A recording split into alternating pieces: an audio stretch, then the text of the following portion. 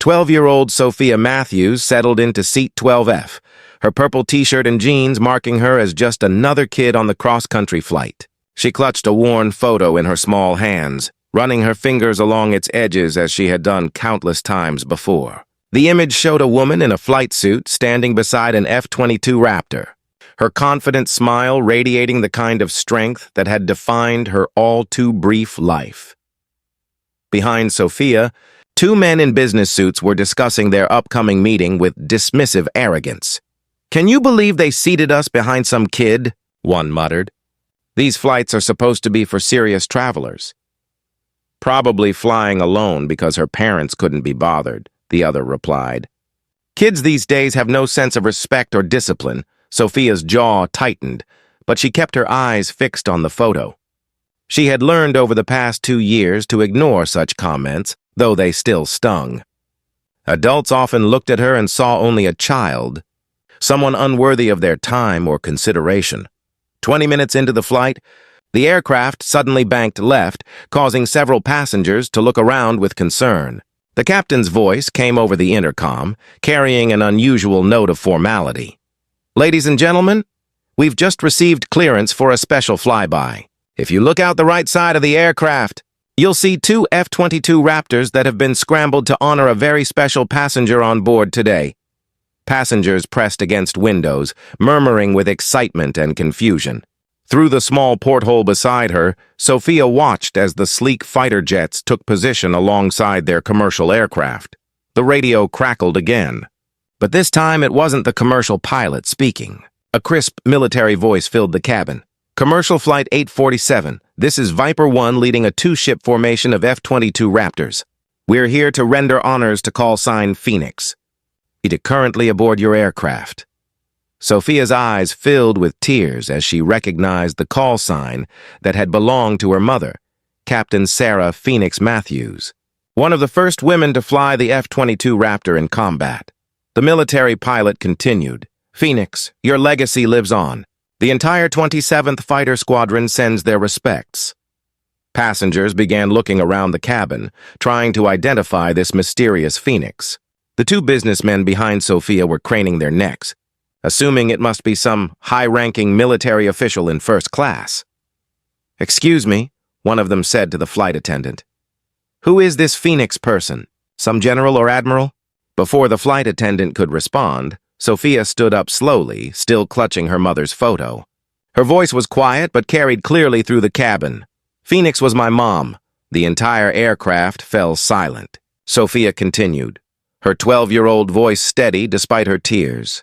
"Captain Sarah Matthews, call sign Phoenix. She was killed in action 2 years ago while flying a reconnaissance mission in Syria. She was the first female pilot in her squadron to fly combat missions in the F-22. The businessman who had dismissed her moments earlier now looked stricken. "Young lady, we didn't know." Sophia held up the photograph so others could see. "My mom always said that being a fighter pilot wasn't about being the toughest or the loudest. It was about having the courage to serve something bigger than yourself." Another voice crackled over the radio.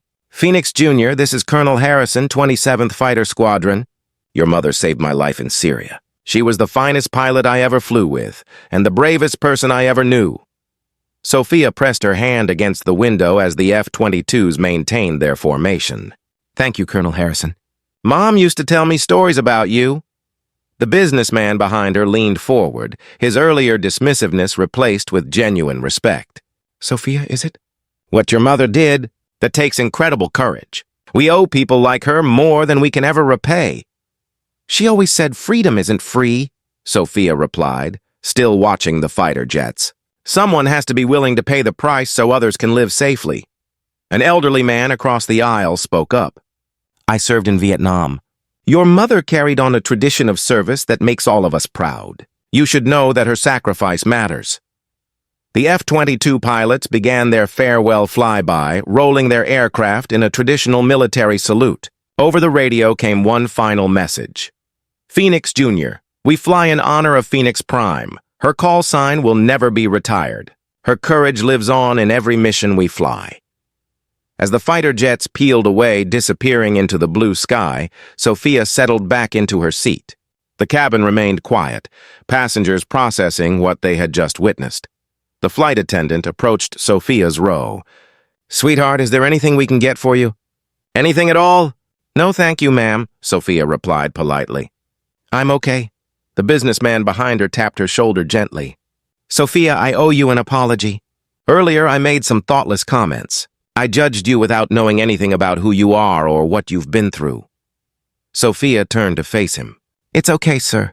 Mom always said that people sometimes say things they don't. When they don't understand the situation.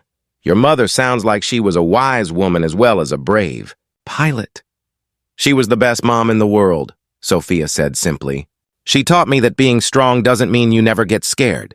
It means you do what's right, even when you are scared." As the flight continued, other passengers approached Sophia, sharing their own stories of military service or family members who had served. What had begun as a routine flight had transformed into an impromptu memorial for a fallen hero and a lesson in not judging others by their appearance. The elderly Vietnam veteran moved to sit beside Sophia. "Your mom would be proud of how you handled yourself today. You showed grace under pressure, just like a fighter pilot." Sophia smiled, the first genuine smile since boarding the plane. "She always said that military children serve too in their own way. We might not fly the planes, but we understand the sacrifice."